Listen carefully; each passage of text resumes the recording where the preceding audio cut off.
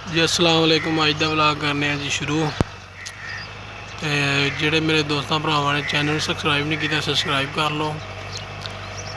तो अज का व्लॉग क्या है वे अज असीं अपनी पैली जी तैयार करवान लगे हाँ शटाले वास्ते।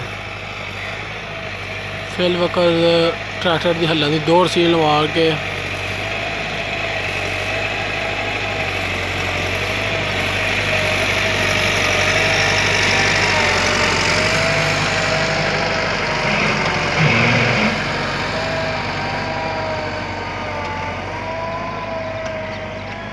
ट्रैक्टर की हल्लों की दौड़ सील लवा के सुकन वास्ते रख देंगे। तो यह जो सुक जाएगी इंशाअल्लाह फिर नाल इहदा रूटावेटर मरवा के ते शटाला बीज छड़ांगे।